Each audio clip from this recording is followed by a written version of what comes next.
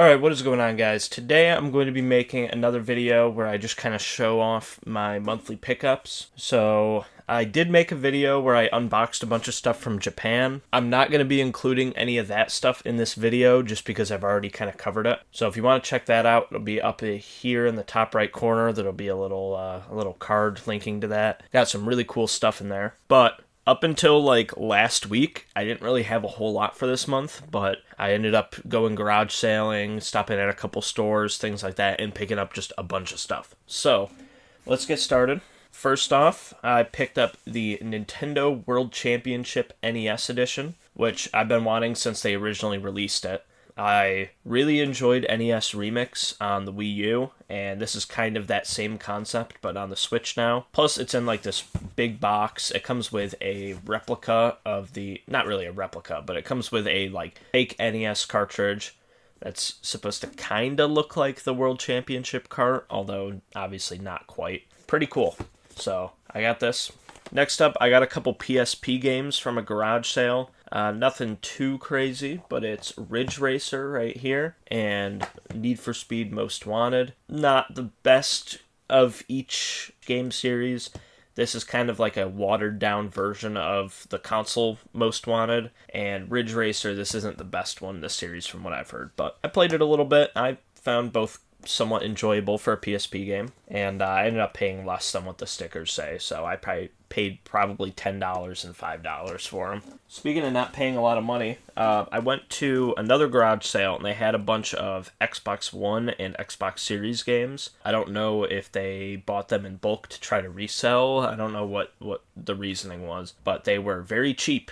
So for less than $5, I got Saints Row. I also got Goat Simulator 3, Battleborn, which I think is dead. I think the online servers are long gone for this one. Star Wars Battlefront, WRC5, Plants vs. Zombies Garden Warfare. This Madden game was actually just kind of thrown in, so I didn't really pay for this one specifically. I didn't really want it, but you know, a free game's a free game. I can reuse the case or something. Got Dead by Daylight and Resident Evil Revelations. Not bad. I did not pay much money for any of these. They were probably, aside from Madden, they were like $5 a piece, which for most of these is pretty fair. Star Wars Battlefront I just got because I didn't have it yet, which I'm surprised. Well, I have it on PlayStation, I just don't have it on Xbox, so yeah, big stack of Xbox games, couple series games in here, which is cool, but can't complain for probably $40 for the whole stack. And on the topic of cheap Xbox games, I went into Walmart the other day, and I was kind of looking at what's left of their video game section, and I ended up seeing Star Wars Jedi Survivor for the Series X was $40, which it's a game I've been wanting to pick up, but I'm not going to pay $40 for it. And then I looked over in their clearance section, and they had Star Wars Jedi Survivor Deluxe Edition for $10. So I ended up getting the deluxe edition, paying a fraction of what the original one was. So can't complain at all. I have no clue why it was so much cheaper than the normal edition, but here we are. So $10. Can't complain. Next up, I got The Witcher 3 Wild Hunt. Only reason I picked this one up, I already had the game, but I did not have the slipcover. I don't know if it's like a specific edition that came with this, or if it was all copies, and for whatever reason mine just didn't have it, but I thought might as well just get another copy because it was cheap, and the slipcover is pretty neat. I've got a few kind of throwaway Xbox 360 games. I think these were included in a lot at some point. I don't remember which one it was, but it's nothing that I really needed, but they were free. So there's Skylanders Trap Team, Battlefield 4, and the Lego Movie game. So nothing too insane. I think I already have these two, and then Lego Movie game, who cares? I do like a lot of the Lego games, but I like more like Lego Star Wars, Lego Indiana Jones. I don't know about the Lego Movie game, but got all those for practically nothing, so I can't complain. And then I got some pretty good OG Xbox games in here, ones that I am surprised I didn't have yet. So I decided to just grab them at the garage sale that they were at. So I got Star Wars Battlefront 2. This one was actually at GameStop, which is very surprising. Mega Man Anniversary Collection, which I've been wanting to get for GameCube. I did not know it even came out on Xbox, but why not? Got Doom 3 Resurrections of Evil, which I swear I had, but I guess I don't, so I have it now. I have the limited collector's edition for Doom 3, which looks really cool. And then I got Metal Slug 4 and 5. And this one's actually sealed, which is kind of crazy. So that's neat. And I don't know if I want to open that or keep it sealed. I'll have to see. I mean, I'm not going to play it right now anyway, so who cares? But very cool. Doom Limited Collector's Edition is awesome. This, I know I said this about my copy of Perfect Dark in one of my other pickups. This is probably the best condition steelbook I have. Like, it's perfect. I mean, everything's in there. Disc looks good. No complaints at all. Most of these, except for Battlefront 2, came from an estate sale I went to, and the guy was clearly like a big collector, so he took really good care of all of his stuff. So, I mean, that's perfect. No dents that I could see. This one's still sealed. Discs are perfect in these ones. So, can't complain at all. And I paid a little bit less than sticker for everything, so I showed up on one of the later days. This one I only got because it was sealed, and I thought that was kind of funny. So it's Just Dance 2 for the Wii, brand new. I know there's probably a few of these sitting in someone's Walmart somewhere, still just completely untouched, but it was probably like $1.50 or something for a sealed Wii game. Why not? Most of these came from GameStop, although one or two of these were from a garage sale. I've been trying to build up my Wii U collection, and it's actually, I just looked at it. I have a lot more games than I thought I did, but I'm still missing a lot of, like, the really good ones, like the must-haves. So I've been kind of trying to look for them, and surprisingly, my GameStop actually started carrying a lot more Wii U games recently. They've been doing more what they call retro. I don't know if I really agree with that, because their definition of retro is like 2015 and older. But I ended up picking up some games that I haven't had yet, and they weren't too bad price-wise, so seemed fair. This one here came from the garage sale, and I'm so disappointed that it's not in here, because this is probably the Wii U game that I want the most. That's Paper Mario Color Splash. So I have a case for it. No disc, unfortunately, which really sucks. But, you know, it's something. I can now spend a little bit less on a loose copy and complete it. So I'm not too worried about it. Plus, it was just included with a stack of other games, so whatever. I think from that same garage sale, I got Lego Avengers and Cars 3 Driven to Win. When I was younger, I really liked the Cars 2 game on PS3. I have no clue how this one is compared to that, but I liked that one, so I thought I might as well try it out. And then from GameStop, they actually had some pretty good ones.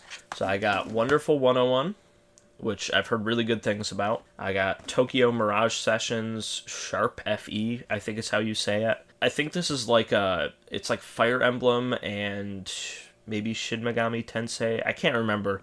But it's like two series, like a crossover, and it plays like one of them. I don't really know a whole lot about them, and this probably isn't really my kind of game, but as far as I know, it's an exclusive, and there really aren't that many of them for the Wii U, so yeah, $15 I grabbed it. And then also, I got Mario Kart 8, which surprisingly I didn't have yet. My Wii U actually was one of the ones that came bundled with it, so it has it pre-installed. So I never really went out of my way to get a copy, but for $9 wasn't really that big of a deal. I thought I might as well just get it to put on the shelf to say that I have a copy. We are pretty much at the end of games. Nothing too spectacular here. I got Call of Duty Black Ops 4 for the PS4. I didn't have it yet. This was like the only Call of Duty that I skipped getting when it came out because it just didn't look that good. Thought I might as well get it. I think I might have a loose copy of this somewhere for like Xbox, but I didn't have any copy of this game before, so it was cheap. And then finally, I got Test Drive Unlimited for the 360, which I have heard good things about. I've played a little bit of TDU2, and I've enjoyed it. I don't know how the first game is compared to that. Seemed like a good one to add to my collection. Oh, and I completely forgot about this one. Also at GameStop, in their retro section, they had a couple N64 and Super Nintendo games. So I ended up getting Cruisin' World right here, which I didn't have yet. I don't even think I have Cruisin' USA yet, which is kind of crazy. $18.99 for it isn't terrible. It was just kind of surprising to see it there, so I thought I'd buy it just for the novelty of buying an N64 game at GameStop. Anyway, that's it for the games. I have a couple systems that I've bought. One of them I'll have to show a picture of on screen because it is way too big to fit under this camera. So the first one is one you guys probably haven't heard of before, for a good reason. It is the Zavix port, which is a failed console from, I think, like 2004, 2005. It was basically trying to do the same thing that the Wii was, but not even close to as well. So it's got these little cartridges. I actually do really like how the carts slide in here. I think it's really cool. So you kind of just set them on there, you press down, and then you slide forward. I think that's neat. So this was basically a fitness console. So every single game for it was sport related. None of them are very good. Graphically, it's like 16-bit, maybe 32-bit era. Nothing like that'll blow you away. But it's technically a game console in my eyes. Not a very good one, but it is one. So I thought I might as well get it. It also came with the tennis rackets, although I put those away and I don't feel like getting them. Nothing to really write home about, but it's a little neat piece of history, I guess. And then this one here is something to write home about. So I ended up having a garage sale a couple weeks ago, like right at the beginning of the month. And one of my dad's coworkers actually ended up stopping by and was kind of looking at some of the video games. I just put out a bunch of my like duplicates and things like that. He was looking at them and he's like, you know what? I have like an old Nintendo at my house that I just found recently and I haven't used it. Would you be interested? I'm like, oh yeah, sure. And instead of the front-loading NES that I expected, this is what he brought. So it's a Toploader, which is really cool because these are actually kind of hard to find, and I did not have one yet. It came with this copy of Zelda 2, which is pretty neat. I already had it, but I have the gold cartridge, not the gray one, so I might as well keep both just for the sake of the collection. But yeah, it was absolutely filthy. This is what it looks like after I've spent some time cleaning it. It's still not perfect. You can see a little bit of dirt on it, like in some of the crevices and everything, but it's about 90% of the way there.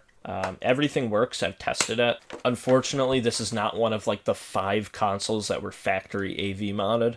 That would be really cool if it was, but you can't win them all. Something that I was actually looking to get very soon if I didn't just stumble upon one, but you know, here we are.